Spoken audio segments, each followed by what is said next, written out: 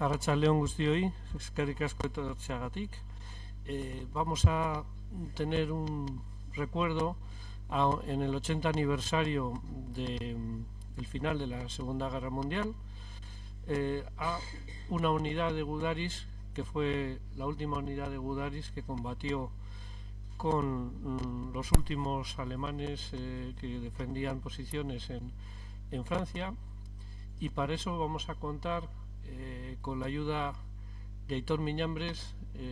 Yo estoy seguro que es el mejor experto en historia militar de esta época que tenemos en el país. Es director del Museo Memorial del Cinturón de Hierro, que es una instalación ejemplar en el mejor de los sentidos sobre la guerra civil en Vizcaya, con un programa además de actividad muy intenso, con un título precioso, Educar para la Paz. Para mí, como bilbaíno, una envidia, Aitor, que en Berango tengáis una actividad y una instalación semejante como es ese museo, centro de interpretación del Cinturón de Hierro. Aitor ha investigado y publicado sobre la guerra civil, tiene trabajos sobre la Archaña motorizada, sobre el cinturón defensivo de Bilbao, los bombardeos aéreos en esa época. Tenemos aquí, ha publicado en cinco pequeños volúmenes una historia del cinturón de hierro, el cinturón defensivo de Bilbao, que nos ha donado, le agradecemos, y sobre todo esa labor de investigación y divulgación sobre el pasado bélico en aquellos años tan terribles que precedieron a la dictadura franquista y a la guerra mundial. Yo siempre le he pedido a Aitor, ahora además que ha terminado esta obra, una historia de Eusko Gudarostea, una historia del ejército vasco, que solamente tiene que, con sus conocimientos, poner negro sobre blanco, tan sencillo como eso. Y es una historia que seguramente el mejor epígono fue esto que nos va a contar ahora, la lucha del batallón Guernica, un final muy digno y muy notable de nuestros Gudaris en 1945. Sin más, Aitor, te cedo la palabra. Eskerrik asko, Luis, por esta estupenda ocasión de poder hablar sobre la historia del batallón Guernica. Quiero agradecer una vez más a la Fundación Sabino Arana y concretamente a ti por todo el apoyo recibido a nuestro proyecto durante todos estos años. Mi interés por el batallón Guernica nació ya hace bastante, cuando estaba en la EGB, como quien dice. Me interesaba, había leído una cosita rápida, poco definida, ¿no?, sobre lo que había sido el papel de los vascos en la Segunda Guerra Mundial. Se citaba un poco de soslayo al batallón Guernica. También había escuchado algo en casa al respecto, pero era algo también un poco indefinido. Un sacerdote, Uría, me comentó que sí, que había habido un batallón llamado Batallón Guernica, Brigada Vasca, y por fin, cuando con 14 años leí el libro El árbol de Guernica de George Steer, la edición Gudari de Caracas, una de las últimas fotografías del libro precisamente era esa foto tan icónica del batallón Guernica desfilando por Burdeos y la población lanzándole flores a su paso. Y bueno, de alguna manera me hizo seguir la pista de aquellas noticias al respecto que fuera encontrando, ¿no? Y tuve la suerte hace 30 años de viajar a Soulac, a Point de Graf, para poder fotografiar los sitios donde había estado el batallón Guernica e incluso a la inauguración que en su momento hubo en Guernica a los gudaris del batallón Guernica con algunos supervivientes y que fue un acto de la mano de Juan María Tucha. Posteriormente, pues cada vez ha sido más fácil encontrar información porque se fueron publicando libros, el libro de Jean-Claude Larron, ahora recientemente Frank Dolosor ha escrito un libro bastante definitivo sobre el batallón Guernica y es una información que cada vez es más fácil encontrar en redes sociales y en bibliografía y en archivos a la hora de profundizar. Yo quería presentar esto a modo de álbum de fotografías, de una manera visual, con un texto básico, y luego ya posteriormente, cuando termine la disertación, podemos poner en conocimientos, hacer un coloquio, hablar un poquito también, si os apetece, entre todos, sobre esta fantástica historia. Vamos allá.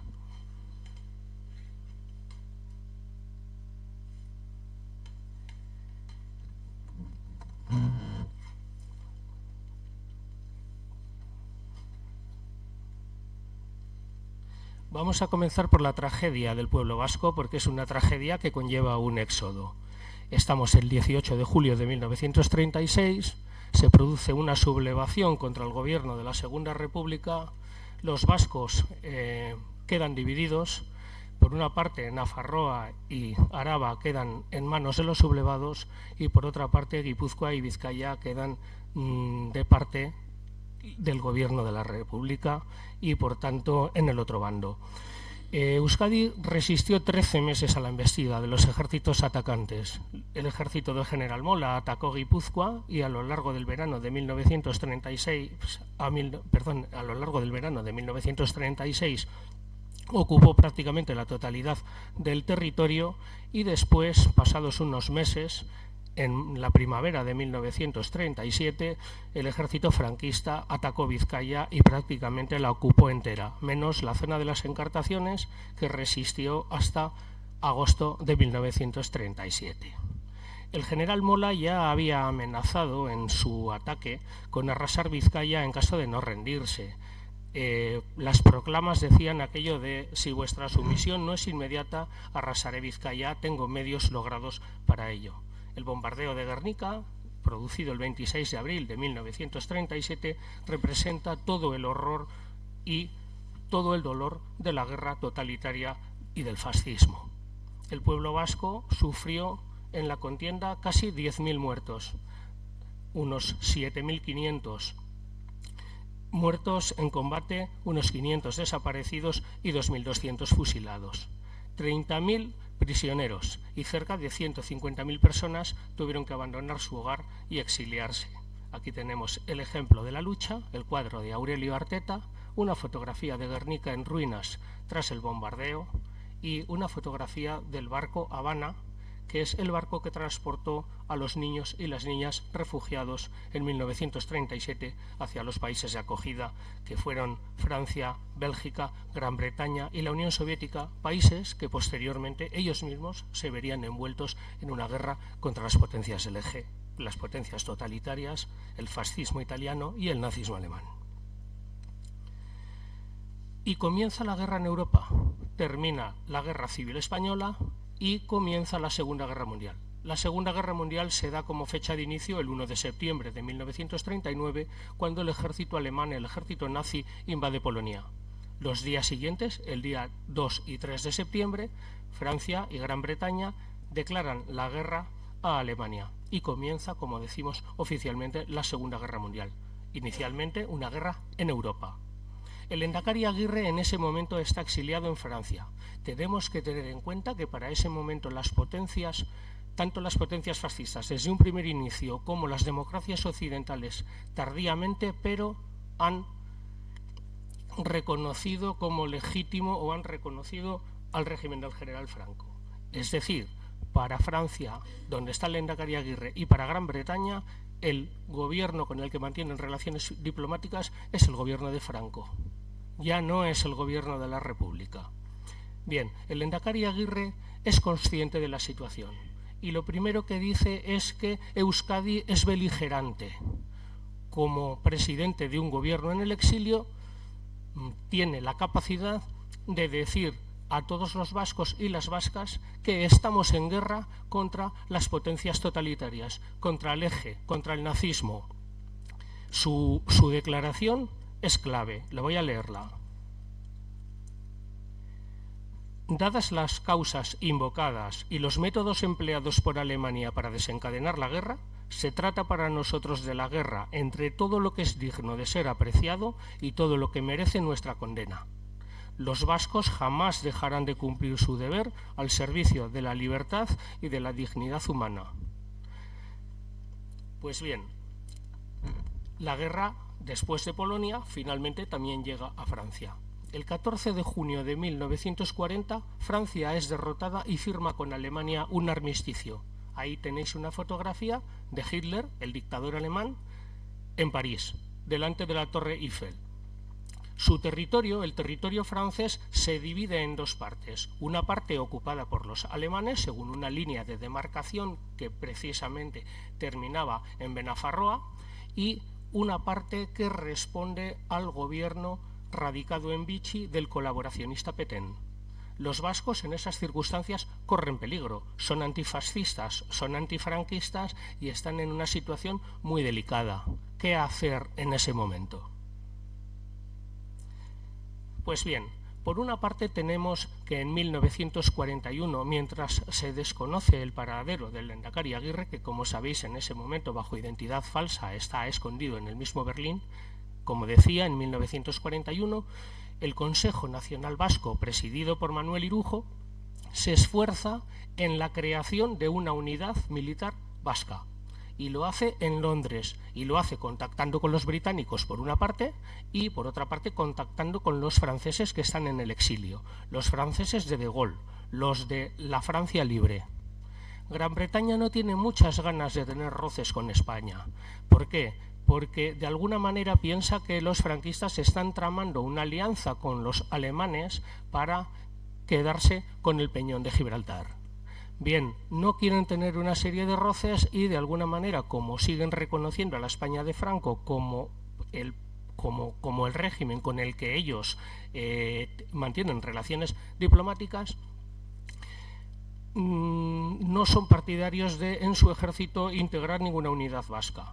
Sí es cierto que consigue Irujo crear una unidad vasca dentro de las fuerzas francesas libres, es decir, las que no están sometidas a los alemanes. Y se crea el tercer batallón de fusileros marinos vascos, dentro de las fuerzas navales francesas libres. Los franceses habían salvado una pequeña parte de su flota, muy pequeña, una pequeña parte de su marina, muy pequeña, y dentro de esa marina había unas unidades de infantería de marina que serían los fusileros marinos. Pues bien, crearon un batallón de fusileros marinos, el tercero de fusileros marinos vascos. Su emblema, como veis aquí en la imagen de arriba, era un árbol de Guernica, una chapita del árbol de Guernica con las cadenas de Navarra bordeando el escudo. Recibieron una instrucción militar bastante buena. Uno de sus instructores, Kiefer, fue quien luego fue el jefe de los comandos franceses que desembarcaron en Normandía. La unidad, sin embargo, sufrió presión por parte de la embajada española en Londres y tuvo que ser disuelta el 12 de junio de 1942.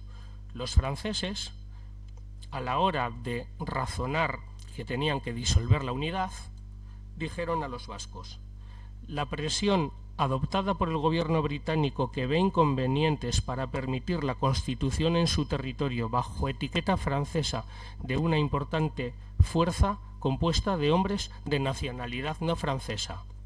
Es decir, dicen los británicos, si queréis franceses en el exilio formar vosotros unidades militares, dejamos que lo hagáis en nuestro territorio, pero no queremos que dentro de vuestras unidades militares haya personas que no sean francesas.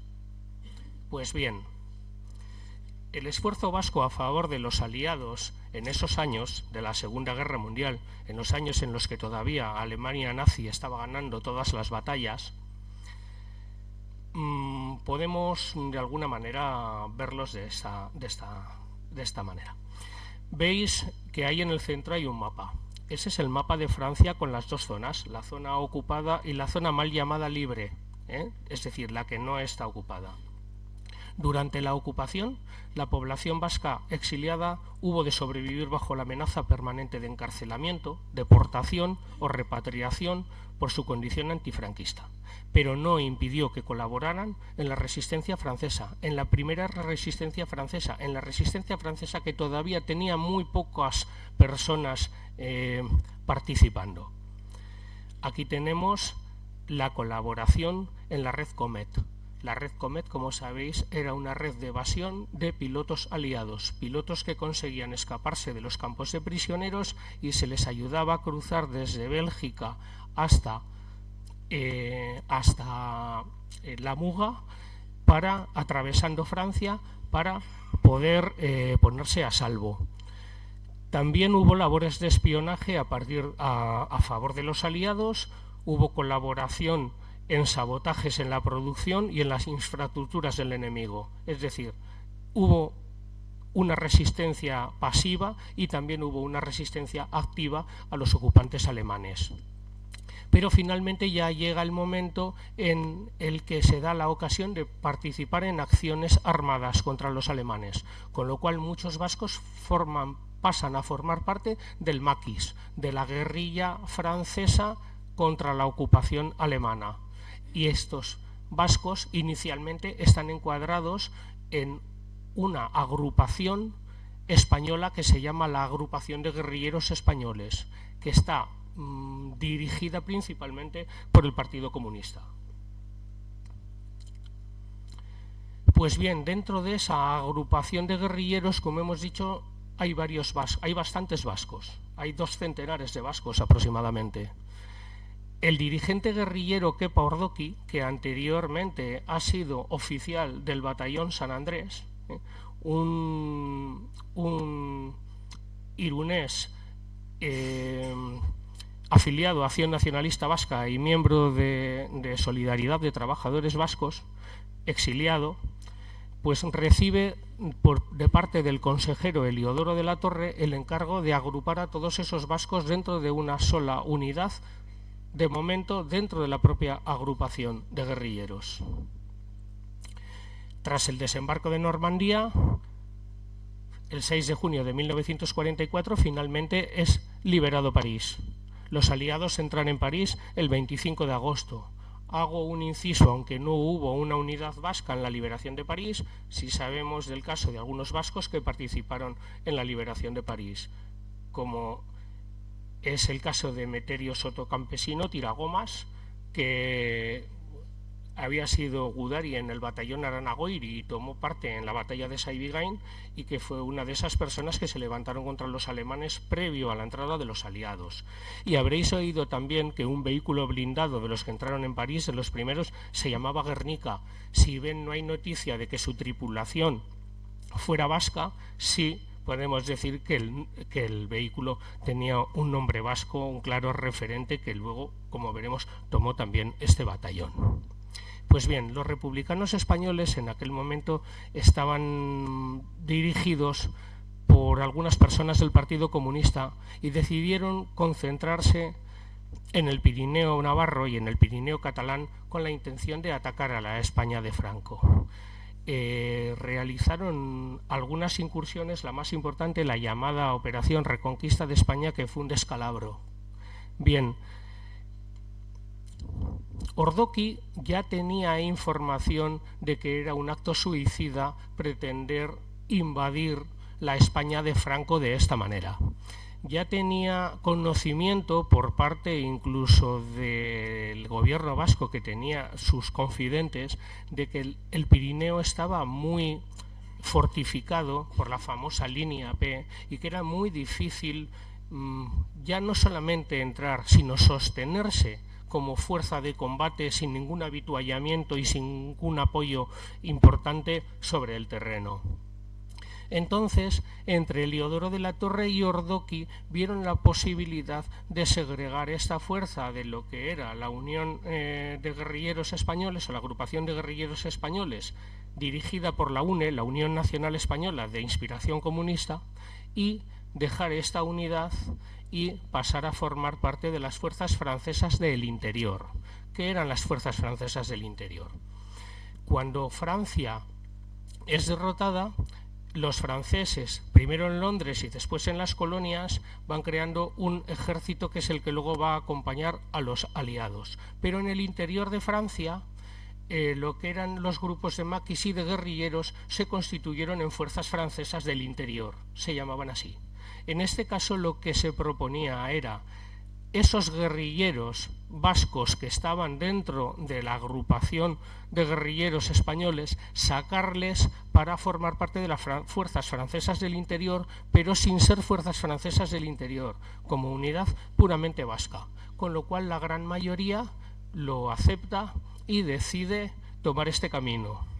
El mismo camino decide también tomar un grupo de anarquistas españoles dirigidos por el comandante Santos, que con el tiempo darán lugar al Batallón Libertad, que es un batallón que luchará al lado del Batallón Guernica en los sucesivos combates o en las sucesivas batallas que se den. Aquí tenemos lo que es un nido de ametralladoras en el Pirineo, un cartel de las fuerzas francesas del interior y una fotografía de esos guerrilleros de 1944. Pues bien, el grupo es sacado de donde estaba y es trasladado hasta Burdeos. Estaba en el Bearn y en 1944 es llevado al campamento de Le Bouscat. Mientras tanto, entre el gobierno francés y el gobierno vasco, se intenta organizar una unidad militar vasca integrada dentro del ejército francés, como hemos dicho, por el periodo que dure la guerra con Alemania. Es decir, mientras dure la guerra, estos gudaris lucharán dentro de esas fuerzas francesas del interior. Son importantes estas palabras de Leizaola. Euskadi, la primera agredida, debe de estar presente en la última batalla. ¿Por qué? Porque vamos a tener en cuenta que cuando se producen esos últimos combates prácticamente ya Berlín está cercado por los soviéticos. Es decir, que la guerra la tenían perdida los alemanes, pero sí es cierto que los franceses querían terminar de liberar su territorio y que su territorio y que en el momento en que la guerra terminara su territorio hubiera sido liberado por sí mismo y no como consecuencia de la rendición de los alemanes en Alemania. En el caso del consejero Leizaola, cuando dijo Euskadi la primera agredida debe estar presente en la última batalla, también cabe demostrar que desde un primer momento Euskadi ha tenido vocación de ser beligerante, eran las palabras del Lehendakari Aguirre, y hasta el último momento tiene que estar fiel a los principios de restaurar la democracia, no solamente en Europa, sino también en Euskadi, de lo que luego hablaremos. La unidad recibe el nombre de Batallón Guernica, en recuerdo de la villa bombardeada que acoge el roble, símbolo de las libertades vascas. Aquí tenemos a los primeros reclutas vestidos de paisano con un parche de una ikurriña que les han dado a cada uno. Comienza la recluta de jóvenes entusiastas para engrosar las filas. Es gente de todas las ideologías, principalmente nacionalistas, seguidos de socialistas. Son hombres dispuestos a luchar por la victoria aliada y el retorno de la democracia a su país. Pronto pasan de ser guerrilleros irregulares a recibir armas, a recibir uniformes, a recibir unos pertrechos con los que poder hacer la guerra ya de una manera regular. Aquí tenéis algunas de sus primeras fotografías y aquí tenéis algunas de sus primeras armas que eran en un principio y en algunos casos incluso capturadas a los alemanes. En el caso del subfusil que vemos ahí es un subfusil inglés británico con el que dotaban al principio a las guerrillas, pero luego con el tiempo ya fueron recibiendo armas de guerra, ya digo que en muchos casos capturadas a los alemanes. Aquí estaba su acuartelamiento, en Le Bouscat. Era un antiguo complejo militar alemán. Aquí habían estado antes los alemanes, tenían su campo de entrenamiento, su patio para hacer ejercicios, tenían hasta una piscina, barracones con literas modernas, comedor, cocinas, tenían buenos accesos también para llegar en vehículo. Era un campamento que estaba bien. Ahí es donde comenzaron estos gudaris del Batallón Guernica que veis en las fotografías a formarse ya de una manera firme. Durante las primeras semanas de 1945, estos hombres se entregaron a fondo a organizarse y a entrenarse para un futuro combate. Ya no iba a ser una guerra de guerrillas atacando unos camiones que pasan por una carretera y retirándose a esconderse, no. Iban a tener que participar en un frente estable contra un enemigo muy organizado, muy bien atrincherado, con una formación militar muy precisa, y ellos tenían que intentar también ponerse a la altura. Recibieron como bandera de la unidad la que llamamos Ikurriña Trula. Vale, la Ikurriña Trula era la bandera o la Ikurriña de combate de la sección Trula de la compañía Betty Aurrera del batallón de ametralladoras Saseta. Esta Ikurriña, como veremos más tarde, cubriría el féretro del Lehendakari Aguirre durante su funeral. Luego, más tarde, hablaremos de ella. El 3 de marzo de 1945, el consejero Heliodoro de la Torre visita el campamento de los gudaris del batallón Guernica. Le tenéis ahí arriba con abrigo y sombrero, en la foto de arriba a la izquierda. También tenéis en la foto de arriba a la izquierda, al fondo, al comandante Ordoqui. El consejero Heliodoro de la Torre podemos considerar que es el alma mater del batallón. En este caso va también acompañado del delegado Juan María Epalza. Fue recibido por el comandante Ordoqui con sus oficiales y gudaris en formación con la Ikurriña. ¿Por qué? Para estas fechas ya el batallón estaba listo para entrar a luchar. Veis ahí las fotografías, veis ahí cuando les está pasando revista a Heliodoro de la Torre, y abajo veis al comandante Ordoqui con el consejero y con todos sus oficiales. Estas fotografías están tomadas antes de ser ya enviados al frente, cuando todavía están en la fase de instrucción, en este caso cuando acababan ya de terminar la instrucción. Vamos a hablar de cómo estaba la situación en el frente del Médoc. Bien, la península del Médoc, de alguna manera, es esa puntita que veis, que supone la margen izquierda del río Garona, el río que pasa por Burdeos y desemboca en el Atlántico. En esa desembocadura, en la margen izquierda, está la Pointe de Graf y en la margen derecha está la población de Royan. En aquel momento, las dos márgenes de la desembocadura del Garona eran fortalezas alemanas. Recibían el nombre de Festung. En este caso era la Festung Girón, y dentro de la Festung Girón estaba norte y sur. En este caso era la Festung Girón Sur. Tenía aproximadamente 4.000 efectivos, 4.000 soldados alemanes, pero lo más importante no era solamente el número que lo componían, sino la robustez de las defensas que tenían. Tenéis a la izquierda de todo un mapa de Europa, y está bordeado lo que fue el muro atlántico. El muro atlántico comenzaba en Noruega y terminaba en Iparralde. El muro atlántico era la muralla defensiva que habían construido los nazis para evitar una invasión de Europa, que luego se produjo en Normandía, en el mismo muro atlántico. Pues bien, a raíz de la liberación de Francia por parte de los aliados, habían quedado bolsas de soldados alemanes, fortalezas que no se habían rendido, que estaban cercadas, pero eran tan fuertes que ni los que las cercaban podían reducirlas, ni ellos estaban dispuestos a rendirse, entre otras cosas, porque aunque estaban totalmente aislados del resto de su ejército, tenían orden por parte de Hitler de resistir hasta el final. También estaban, entre otros, la isla de Ré y eran abastecidos por barco, en algunos casos, desde la España franquista. La mayoría de las fuerzas alemanas hemos dicho que se habían retirado de Francia, pero estas fortalezas seguían en pie. Tenían centenar de fortificaciones, o por lo menos decenas de fortificaciones como las que vemos en la fotografía, y otras menores. Tenían campos minados, tenían zigzags, barreras antitanque, y tenían también como defensa natural, en el mapita del centro, en su parte derecha, una gran marisma por la que era muy difícil atacar, por lo cual los atacantes que quisieran reducir esas fortificaciones, tenían a la fuerza que atacar paralelo a lo que es la costa, paralelo a lo que es el litoral, como luego veremos.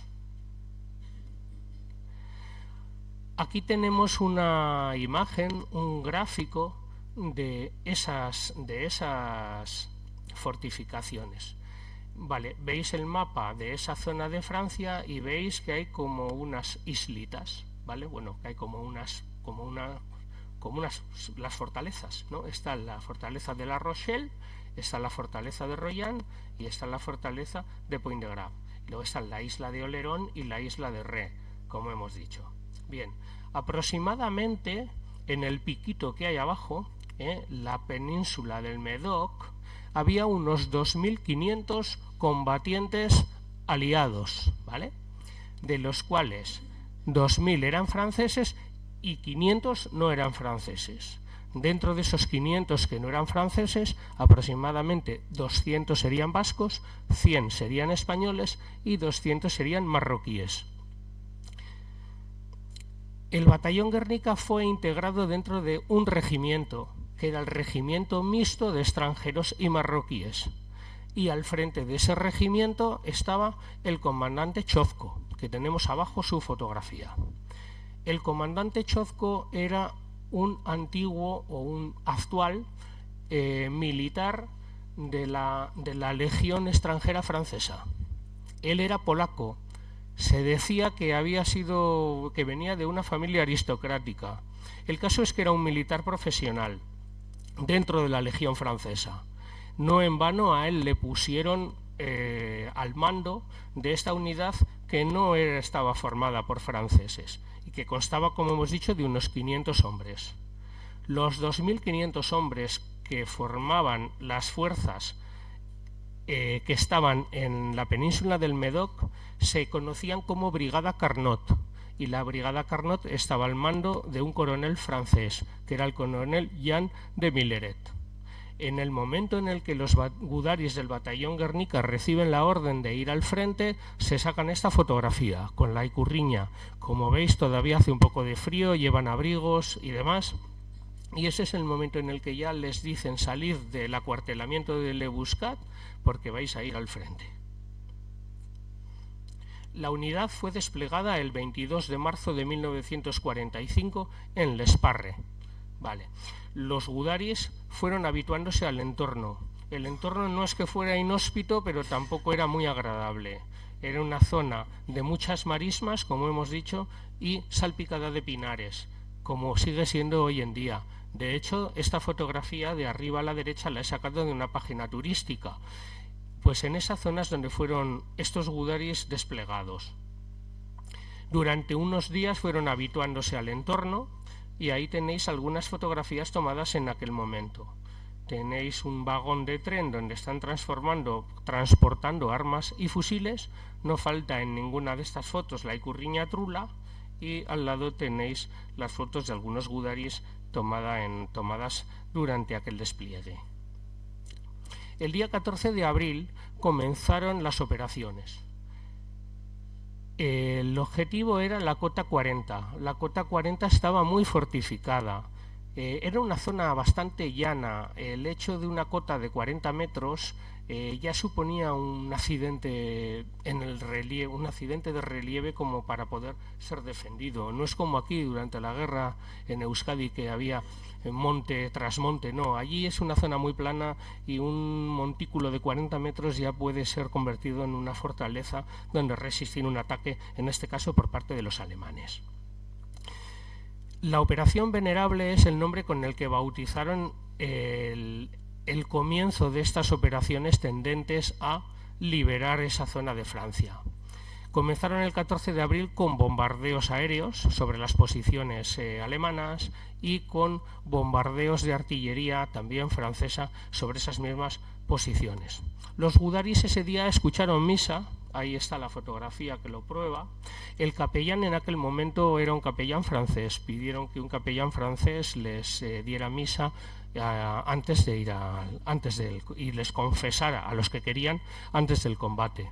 Posteriormente se incorporó un sacerdote vasco, Iñaki Aspiazu, pero el de la fotografía no es Iñaki Azpiazu, es un capellán francés. Los gudaris, como hemos dicho, tras ese acto litúrgico, tomaron posiciones frente a la cota 40. Ahí abajo tenéis una fotografía que no creo que esté tomada el mismo día en el que se desplegaron para luchar en la cota 40, pero sí que da una idea de cómo podía ser un despliegue de estos gudaris. Tienen una ametralladora alemana capturada MG, y todo esto viene a cuenta de que aquí Frank Dolosor nos ha prestado una caja de ametralladora del batallón Guernica original como ejemplo del material que usaban estos hombres. Antes de la cometida, Ordoqui les arengó: ha llegado la hora de combatir, de vencer al enemigo y de hacer saber al pueblo francés que los vascos sabemos luchar y morir por la libertad. Bien, a las 15:30 los hombres comenzaron a avanzar por secciones con la ikurriña desplegada, cantando el Eusko Gudariak por un cortafuego estrecho tras una avanzadilla que iba localizando minas y balizando el terreno. Es decir, el terreno por donde ellos tenían que avanzar estaba minado. Anteriormente ya habían avanzado unos marroquíes y muchos habían saltado por los aires. Trajeron detectores de minas para localizar las minas, ir desenterrándolas y balizando con una cinta, marcar un pasillo seguro por el que poder salvar el campo de minas hasta llegar a asaltar las posiciones alemanas. Las posiciones alemanas eran bastante sólidas, como todas las posiciones de la muralla del Atlántico. Ahí tenemos una fotografía precisamente de un soldado alemán de la época con una de las ametralladoras con las que defendían este tipo de posiciones. Estas ametralladoras iban alojadas en nidos de ametralladora de cemento armado, de hormigón, y eran bastante resistentes, por eso tuvieron que bombardearlas con aviación y con artillería anteriormente. El asalto a la cota 40 fue bastante cruento. La loma, como hemos dicho, estuvo muy fortificada, el ataque fue duro, el camino estaba batido por disparos sin parar, y no solamente por las ametralladoras, como hemos visto antes, sino también por los morteros enemigos. Es decir, los alemanes colocaban morteros, los morteros tienen un disparo parabólico y lo iban regulando según les veían avanzar con sus uniformes azul verdoso y les batían.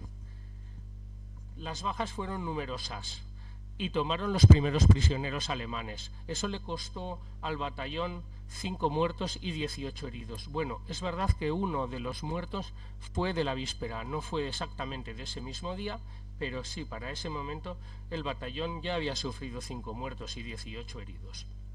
Hoy en día, donde estuvo la cota 40, hay un...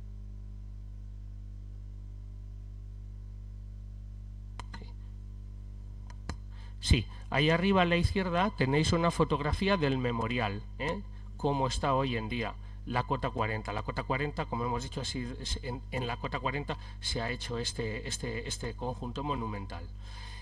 Ahí tenéis también una fotografía de unos prisioneros alemanes llevando a un herido que podría ser francés o vasco, porque está tomada en la zona la fotografía. Los gudaris que murieron durante esas fechas fueron Félix Iglesias, Juan José Jausoro, Antonio Lizarralde, Antonio Mújica y Prudencio Ortiz, Goyambego. En los días posteriores, los gudaris avanzaron a lo largo de la costa del Medoc. Ahí tenéis una vista aérea de cómo es esa costa. Precisamente está sacada en la misma zona por donde ellos avanzaron a pie. Como veis, es todo dunas, es una zona bastante llana.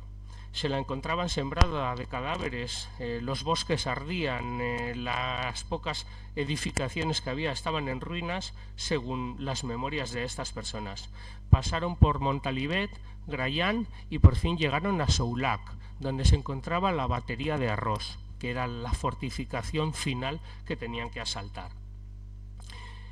En el pueblo de Soulac consiguieron vencer una última resistencia alemana que había y al final se hicieron con el control el día 18 de abril. Y llegó el combate final el 19 de abril de 1945. Estas fotografías de las fortificaciones las saqué hace 30 años, cuando todavía no estaban pintadas, con grafitis y demás, y se ve bastante bien cómo eran esos búnker para tropa y cómo eran las bocas de fuego de los cañones que estaban en la playa de Arros. El batallón Guernica y el batallón Libertad avanzaban por la costa, mientras los blindados de la división Leclerc les apoyaban disparando con sus vehículos contra la parte de la retaguardia de los alemanes. Finalmente se apoderaron del conjunto de bloqueos de búnkers conocido como Y-33. Hoy en día, en uno de esos búnkers de Arros, de la batería de Arros, existe esta placa en la que se menciona la intervención del batallón vasco. Aquí tenemos ya el momento en el que los gudaris se posan tras haber terminado los combates, tras haber terminado la batalla. Ocurrió que los alemanes, después del ataque, comenzaron a rendirse en masa tras tener conocimiento de que su jefe había muerto. Su jefe era el capitán de corbeta Schlinger. Se corrió la voz de que se había suicidado. Tenéis abajo, en la fotografía de abajo a la izquierda, un grupo de soldados alemanes en la arena de la playa prisioneros, una foto que se les ha sacado desde la espalda, de esos soldados alemanes prisioneros. Arriba, a la derecha, tenéis al comandante Ordoqui, un gudari que enarbola la icurriña, y al capellán Aspiazu, del que hemos hablado antes, así tumbado en la duna. Y la que para mí es la foto que mejor representa la victoria del batallón Guernica es la de abajo a la derecha. Cuando se ve no es una buena fotografía, es una fotografía igual un poco desenfocada, no centrada y demás, pero es una fotografía única porque muestra cómo 8 años después del bombardeo de Guernica, de que Euskadi fuera sometida por el nazifascismo, ellos liberaban a Europa de ese nazismo y de ese fascismo con la icurriña bien alta,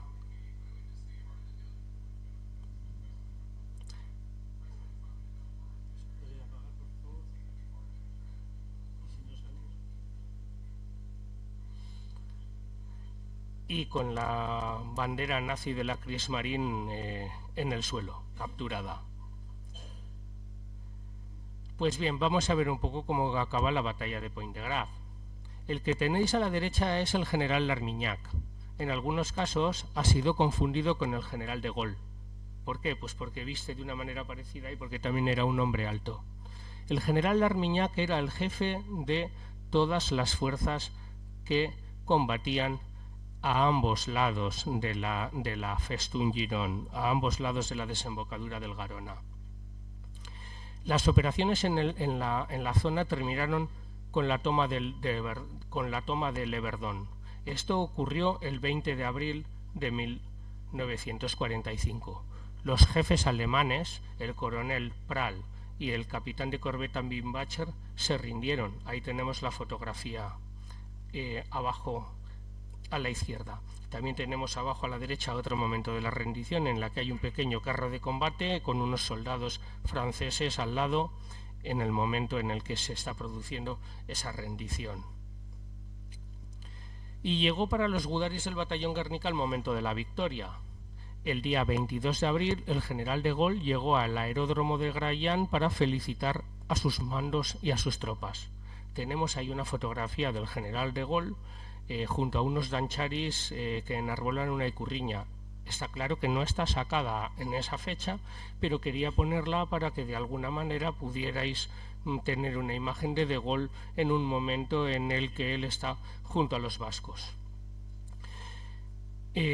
Contaba el comandante Ordoqui, el comandante del batallón Guernica, en una de sus intervenciones, que estando él desarrapado, sucio, después de los combates, sin afeitar, fue llamado por de Gaulle Dijeron, quiere verle el general, pero ¿cómo estoy? Sí, dígale que venga, dice que quiere verle. Entonces acudió donde estaba De Gaulle con algunos oficiales.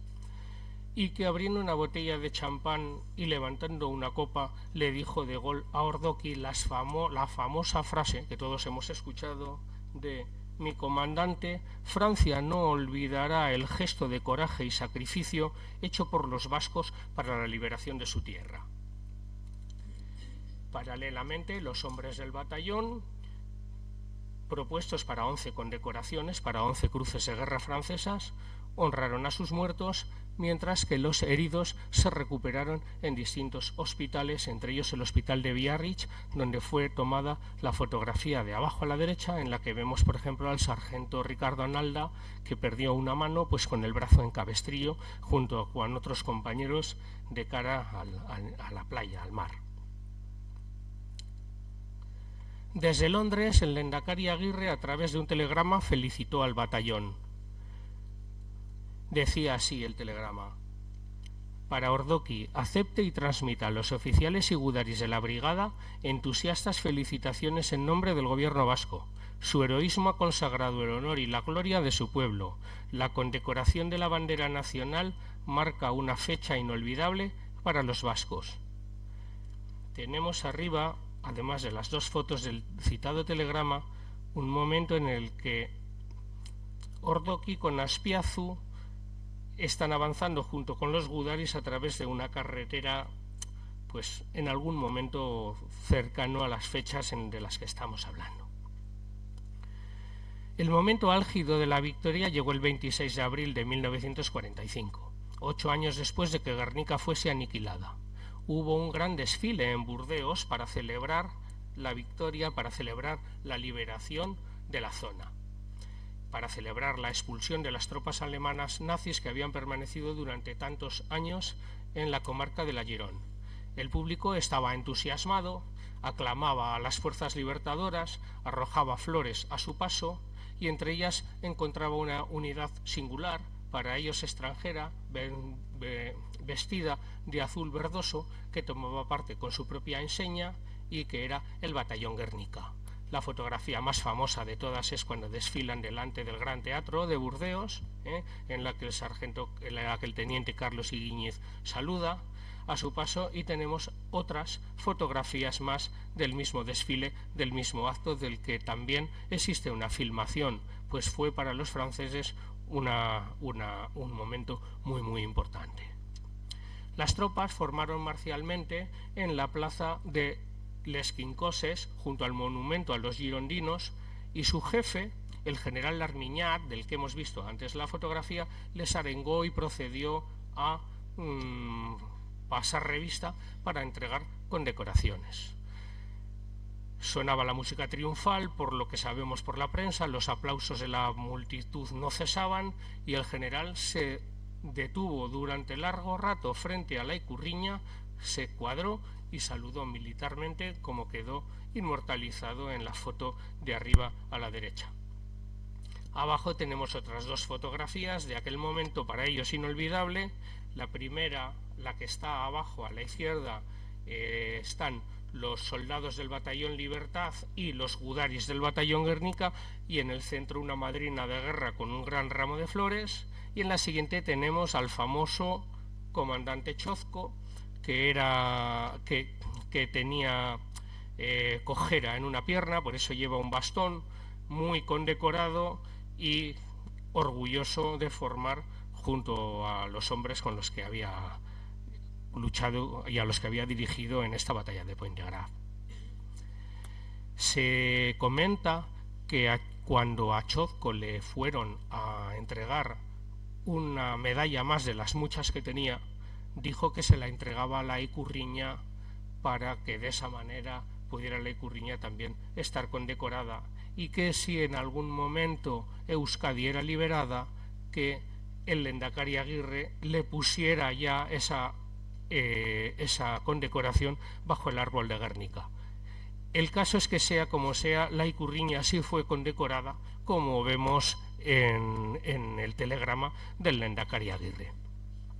Estas fotografías están sacadas ya posteriormente, el mismo día que se produjo el desfile. Al terminar, aquellos gudaris pues recibieron la visita de sus familiares, de sus novias, de sus esposas, de sus hijos, y también pues algunos pues tomaron una cervecita y demás y celebraron cada uno a su modo también la victoria. Pero la gran ilusión les dio la sorpresa del 1 de mayo, cuando los gudaris recibieron en Chiberta la visita del Lehendakari Aguirre, recién llegado de Londres. La alegría era inmensa, el Lehendakari confía en la próxima caída del régimen franquista, pero la historia seguiría otros derroteros, como luego veremos.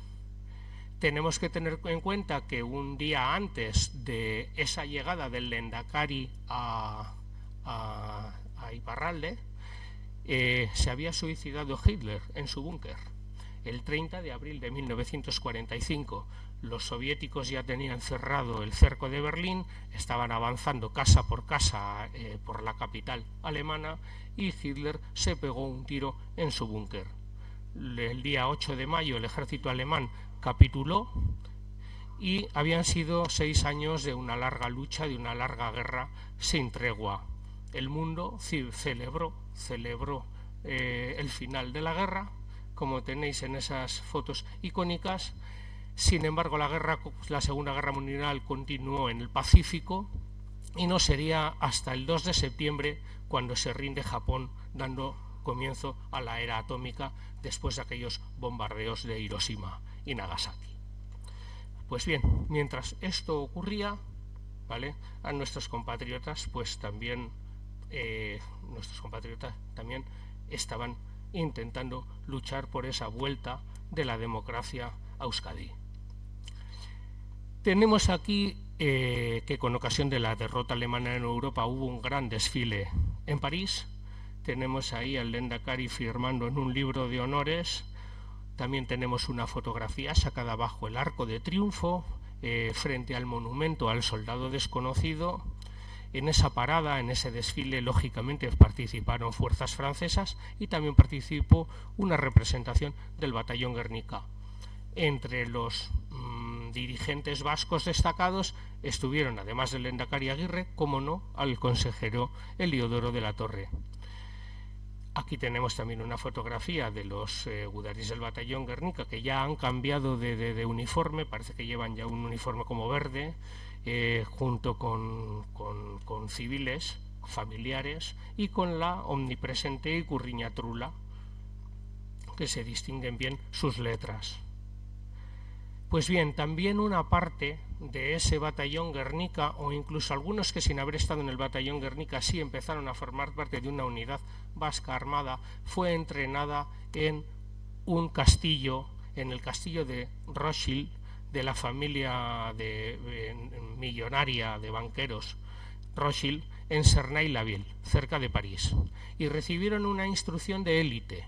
Fueron 100 personas escogidas, recibieron material norteamericano y recibieron una instrucción militar norteamericana de élite, porque los demócratas vascos tenían esperanza que la España de Franco, que el régimen franquista, fuera derrotado por parte de los aliados y querían tomar parte activa en ello.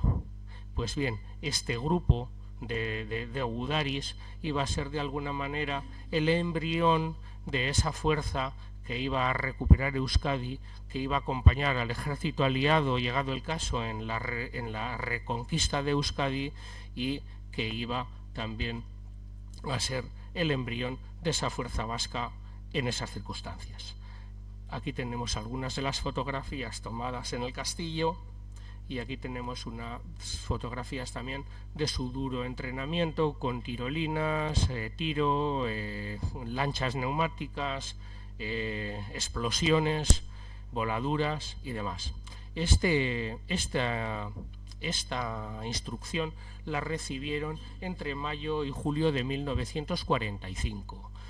Era un programa de entrenamiento propio de los Rangers, de una unidad de élite del ejército estadounidense, que, como hemos dicho, incluía tiro, escalada, empleo de explosivos, artes marciales, orientación, navegación con lanchas neumáticas, los instructores norteamericanos que tenían eran oficiales, pero que sepamos actuaban con un seudónimo, como el famoso Capitán Plastic, que era el que les enseñaba cómo utilizar los explosivos para las demoliciones.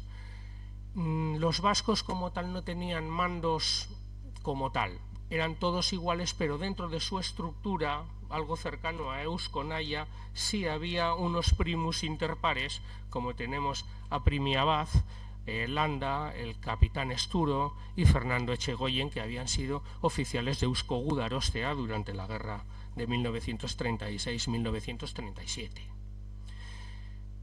Las autoridades vascas tenían grandes esperanzas puestas en la colaboración aliada, pero al final resultó ser un jarro de agua fría. Fijaos que tanto el Lehendakari Aguirre como Jesús María Leizaola visitaron a estos gudaris, visitaron estas instalaciones. También Juan Agujuriaguerra las visitó, le tenéis ahí en una fotografía con un jeep y con un camión americano. Pues bien, en un primer momento tenían grandes esperanzas puestas, sin embargo el día 8 de julio recibieron de los norteamericanos la noticia de que el curso se clausuraba, de que ya se había terminado todo y que de alguna manera esa relación ya se acababa. Parece ser que la administración Truman pues venía con otra idea diferente a la que tenía Roosevelt y no era partidaria a intervenir en la España de Franco. Parece como si ya se adivinara que el enemigo iba a ser otro y que a fin de cuentas Franco no era peligroso para los Estados Unidos ni era peligroso para los vencedores occidentales. Transcurridas unas semanas llegó ya la desmovilización del batallón Guernica. Además de esto que hemos dicho, pues llegó también la desmovilización del batallón Guernica. Sus integrantes recibieron, en algunos casos lograron algunos derechos en la nueva República Francesa, pero jamás pudieron contemplar sus sueños de la derrota del franquismo que les permitiera volver a casa. Algunos gudaris permanecieron en la Muga, ahí tenéis dos fotografías de ellos, en una sale Primi Abad, esperando una señal por si en algún momento cambiaban los acontecimientos y había algún intento de derrocar a la España franquista, pero ya era tarde. Finalmente Leizaola ordenó ya la desmovilización en 1947 de esas últimas personas pues que quedaban un poco de retén a la espera, que habían hecho ese curso de Rangers que hemos dicho y que estaban un poco ahí a la espera de a ver cómo se desencadenaban los acontecimientos. Para mí es icónica esta fotografía del general Franco con Eisenhower, que tira por tierra ya de una vez por todas toda esperanza de todos los demócratas de acabar con el franquismo. Pues bien, en la posguerra francesa los gudaris honraron a sus muertos en los sucesivos cementerios donde estos muertos fueron recibiendo sepultura. Primero en Burdeos, luego en Vendais, luego en L'Esparre y finalmente hoy en día están en Retaud. En las primeras exequias por lo menos hubo una representación oficial del gobierno vasco. Ahí tenemos en la foto de arriba a la derecha al Jesús María Leizaola del PNV, Fermín Zarza del PSOE, Ramón Aldasoro, que ya había sido consejero en el primer gobierno vasco por parte de Izquierda Republicana, y Leandro Carro, que era del Partido Comunista, que es el que sucedió a Juan Astigarrabía después de que Juan Astigarrabía fuera cesado por su propio partido, y que después Leandro Carro también dejó de formar parte del gobierno vasco en el exilio. Esta fotografía está tomada el 20 de febrero de 1947. Abajo tenemos fotografías de otras de estas exequias de combatientes del batallón Guernica muertos siendo trasladados de un cementerio a otros. Posteriormente, los veteranos se reúnen y participan en los homenajes que reciben los muertos del batallón. Aquí tenemos ya unas fotografías de años después. En una podemos adivinar en una esquinita a Ordoqui, en la foto de arriba a la derecha. pero bueno, ya están aquí en el cementerio de Retaux. Y una fotografía interesante también está tomada el 31 de octubre de 1956 en París, bajo el Arco de Triunfo, en la que podemos ver en el centro con la cachava a Chozco y a los gudaris sosteniendo la Ikurriña Trula. ¿Qué fue de la Ikurriña Trula? Vamos a ver. La Ikurriña del batallón Guernica, como hemos dicho, era la antigua Ikurriña de combate de la compañía Trula, de la sección Trula, de la compañía Beti Aurrera del batallón Saseta. Y tenía el lema Beti Aurrera, Gudari Taldea, Trula, Isquilizcarra. Cubrió el 28 de marzo de 1960 el féretro del Lehendakari Aguirre, como veis en la fotografía. Pero esta Ikurriña fue entregada en 1983 por los veteranos del batallón Guernica al gobierno vasco en la Casa de Juntas de Guernica ante el diputado general Macua y al Lehendakari Garaikoetxea. Hoy en día se desconoce su paradero porque ya no se encuentra en la Casa de Juntas y no se sabe dónde se encuentra. Aquí tenemos en el recuerdo algunos de los líderes. A la izquierda, Ordoqui, en el centro al teniente Andrés Prieto y a la derecha al teniente Carlos Iguiñiz. No quiere decir esto que fueran los únicos líderes, porque sabemos que estaba el capitán Inchausti, el capitán Fernández. Lo que pasa es que de ellos pues no tenemos un retrato. Hemos puesto una fotografía de aquellos que tenemos un retrato claro. De 1945 a 1995 y a 2015, pues con la llegada de la democracia a Euskadi, los gudaris del batallón Guernica fueron reconocidos con un monumento a su lucha. En 1995, en Guernica, como hemos comentado, la villa por la que sentían tanto cariño y por la que habían dado nombre a su batallón. Tal vez no fue hasta abril del 2015 cuando recibieron un homenaje de gran repercusión con la presencia de uno de los últimos gudaris, Francisco Pérez, en el Memorial de la Cota 40, acompañados del Lehendakari Iñigo Urkullu y del presidente de Aquitania. Los últimos gudaris fueron estos 4. Tenemos fotografía de 3 gracias a la labor de Mauro Sarabia y luego la de un 4 gracias a una entrevista.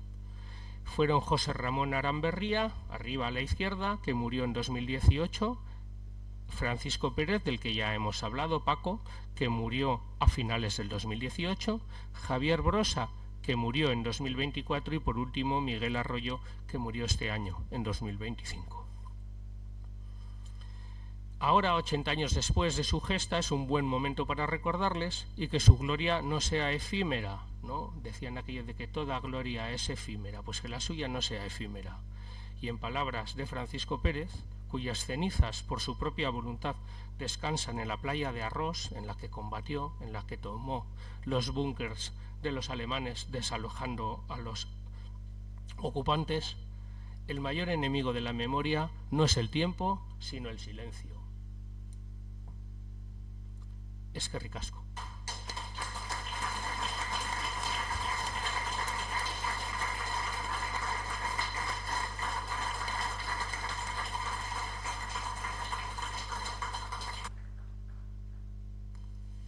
Eskerrik asko, Aitor. Tenemos ahora un breve tiempo para, como decías, hacer un pequeño coloquio que se te puedan plantear algunas preguntas sobre este episodio que nos has narrado, la historia del batallón Guernica, sus antecedentes y su final. Una pregunta que nos han hecho antes de que ya lo mencionaras está relacionada con Eusko Nahia. Preguntan cuál fue el papel de Eusko Nahia en el proyecto que tenía el gobierno vasco para el momento que cayera Franco. En mi opinión, Eusko Nahia, que es anterior a la creación del batallón Guernica, es decir, formada a partir de 1943, cuando los oficiales de gudaris ya empiezan a salir de las cárceles franquistas, tenía efectivamente la misión de ser un embrión de un futuro nuevo ejército vasco, por si en algún momento tenía que haber una fuerza que mantuviera el orden en una Euskadi liberada por los aliados, ¿no? Entonces, no ponerlo todo en manos de extranjeros, sino tener nuestra propia fuerza que hiciera una labor de orden público, y de control de la situación para que no ocurriera lo que ha ocurrido en otros casos, ¿no?, en los que hay un vacío de poder, y lógicamente pues también ser una fuerza armada pues ya al servicio de una nación vasca.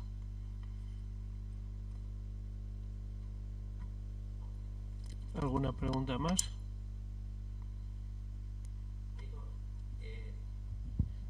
Buenas tardes, Aitor, Arratsaldeon. Has hablado al último que la Ikurriña ha desaparecido. ¿La que estuvo el otro día presente en el acto, que es una réplica? Vale. Inicialmente los gudaris iban a los homenajes, a los cementerios y demás con esa misma Ikurriña, pero por lo visto de tanto usarla corría el riesgo de que se acabara estropeando. Entonces conservaron la Ikurriña trula y mandaron a hacer una Ikurriña que pusiera en francés el Batallón Vasco Guernica para ir a las celebraciones y a los homenajes, que es la que estuvo el otro día en el acto. La trula la llevaron a la Casa de Juntas de Guernica y la entregaron. Digamos que son dos Ikurriñas diferentes. Una es aquella con la que estuvieron en la guerra y otra es la ceremonial que llevan a los actos pues desde los años 80 o así.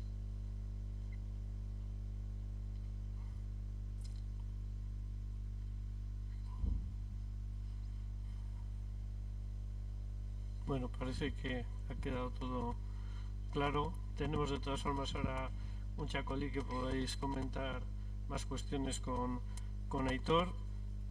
Con esta conferencia terminamos en cierta parte un ciclo, porque nos vienen ahora unas semanas en las que no vamos a tener más actos hasta el 6 de mayo, en la que tendremos aquí la presentación del libro Amale Arcelus Arrieta, Mis Memorias, escrito, compilado por su hijo Jonathan Cunegui Arcelus. Hasta entonces, y a todos os agradezco vuestra asistencia, vuestra presencia. Eskerrik asko guztioi. Eskerrik asko.